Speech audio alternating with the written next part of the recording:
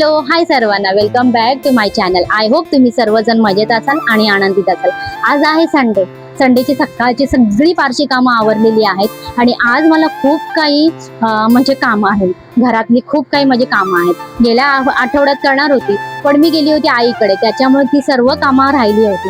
मग आज काय विचार केला की आज मी सर्व घरातली कामं आवरून घेते.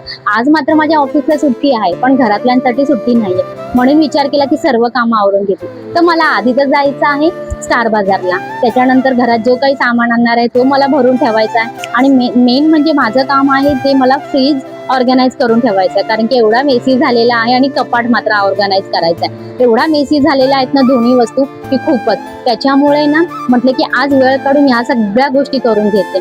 चला तर मी तुम्हाला पूर्ण आजचा माझा डेली रुटीन दाखवणार आहे आणि तुम्हाला कसं वाटतं ते मला नक्की सांगा.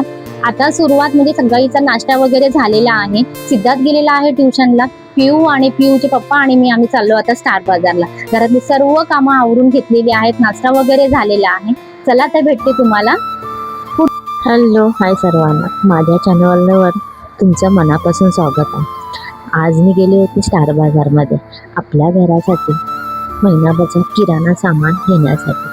प्रत्येक महिन्यामध्ये आधी मी घरात कोणत्या वस्तू कमी आहेत याची यादी तयार केलेली आहे आणि त्याच्यानुसार खरेदी केलेली आहे. त्यामुळे वेळही वाचला आणि अनावश्यक खर्चही टाळला आला. चला तर मग आज मी काय काय सामान घेते, किती प्रमाणात घेते आणि का घेतलं हे सगळं तुम्हाला दाखवते. सर्वात आधी मी फळभाज्या वगैरे घेतले, काही एकदम फ्रोजन आयटम वगैरे घेतले. त्याच्यानंतर मी गेली होती तांदूळ, गहू, डाळी, साखर, मीठ, तेल, मसाले, चहा आणि रोजच्या वापरातील इतर आवश्यक वस्तू घेतल्या. त्यासोबत मुलांसाठी बिस्किट, स्नॅक्स आणि घरात लागणाऱ्या काही साफसफाईच्या वस्तू घेतल्या. मी नेहमी प्रयत्न करते की महिन्याचं नियोजन करून एकदाच किराणा भरावा. त्यामुळे वारंवार बाजारात जावं लागत नाही, वेळ वाचतो आणि खर्चावरही नियंत्रण राहतं. किराणा भरताना मी प्रत्येक वस्तूची किंमत पाहते, ऑफर्स तपासते आणि गरजेच्या वस्तूंनाच प्राधान्य देते. यामुळे घरचा बजेट सांभाळून खूप सोपं पडतं.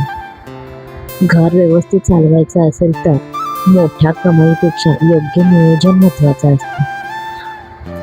आपण कमवलेले प्रत्येक रुपया योग्य ठिकाणी खर्च केला तर घरात समाधान आणि बचत दोन्ही टिकून राहतं.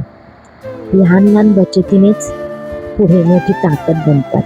म्हणून प्रत्येक खरेदी विचारपूर्वक करा, गरजेच्या वस्तूंनाच प्राधान्य द्या आणि उगाचच खर्च टाळा.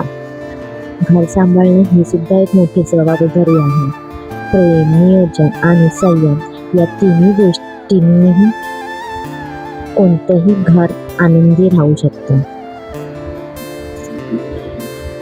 चालवणं म्हणजे फक्त स्वयंपाक करणं नाही, तर योग्य नियोजन, बचत आणि प्रत्येक छोट्या गोष्टीची काळजी घेणं.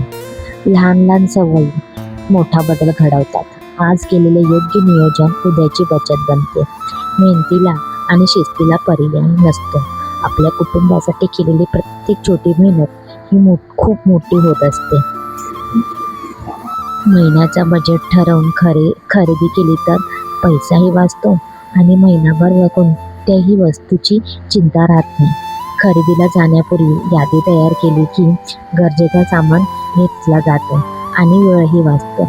माझा प्रयत्न असतो की घरातली प्रत्येक वस्तू नीट नियोजन करून घ्यावी, जेणेकरून घर व्यवस्थित चालतं आणि विनाकारण पुन्हा पुन्हा बाजारात जावं लागत नाही. पूर्ण महिन्याचा बजेट ठरवून खरेदी केली की पैसे वाचतात आणि महिनाभर कोणतीही वस्तूची चिंता राहत नाही. खरेदीला जाण्यापूर्वी यादी किंवा आपण जे काही ठरवतो ते पूर्व तयारी केली ना, गरजेचे सामान घेतलं जातं आणि आपला वेळही वाचतो. माझा प्रयत्न असतो की घरातील प्रत्येक वस्तू एकदम विचारपूर्वक घ्यावी आणि नियोजन करून घ्यावे, जेणेकरून घर आपल्याला व्यवस्थित चालतं. विनाकारण पुन्हा पुन्हा ना बाजारात जायची गरज भासत नाही आणि किंवा आपल्याला छोट्या मोठ्या किराणा स्टॉलला जावं लागत नाही. त्याच्यामुळे योग्य असे मी नियोजन करूनच मी पूर्णपणे आपल्या महिन्याचा जो काही मला किराणा लागतो तो मी भरते. आणि जो काही माझ्या आधीच्या वस्तू असतात त्या मी थोड्याफार कमीच घेत असते. जर गेल्या महिन्याच्या माझ्या काही शिल्लक असतील वस्तू त्या मी बघते आणि मग त्याच्यात मी थोडंसं कमी जास्त करत असते. आणि त्याच्यानंतर मला आज घ्यायचं होतं पिलोज कवर घ्यायचे होते. त्याच्यामुळे पुन्हा आम्ही वरती गेलो आणि तिथे स्टार बाजारामध्ये काही खाली सेक्शन वेगळं आहे आणि वरती सेक्शन वेगळं आहे. जसं आपण डीमार्टला वगैरेही असतं ना तशाच प्रकारे आहे. तिथे स्टार बाजारला जुडिओसुद्धा आहे. आम्ही काही यावेळेस जुडिओला गेलो नाही कारण की आम्हाला काही तिथे घ्यायचं नव्हतं. म्हणून विनाकारण जाऊन बघणं हे योग्य वाटत नाही. त्याच्यामुळे काही गेली नाही. मग मला पिलोज आणि पिलोज कवर घ्यायचे होते. त्याच्यामुळे मग तिकडे गेलो आणि मग तिकडनं खरेदी केली. ॲक्च्युली मला पॅनसुद्धा घ्यायचं होतं, तडका पॅन, पण तिथे खूप महाग होतं. मग म्हटलं की नको, आपण बाहेरच्या स्टोअरमधून घेतलेलं अधिक उपयोगी असेल. त्याच्यामुळे मग तिथे फक्त बघितलं, त्याची प्राईस वगैरे बघितली आणि मग काही घेतलं नाही. मग आलो होतो पिलोजच्या इथे सेक्शनमध्ये. मग तिथून पिलोज घेतले, काही पिलो कवर घेतले आणि मग आलो होतो बिलिंग काउंटरसाठी. सगळा सामान व्यवस्थित असा बघितला की मी योग्य ते घेतलेला आहे ना आणि मग बिलिंग काउंटरला गेली होती.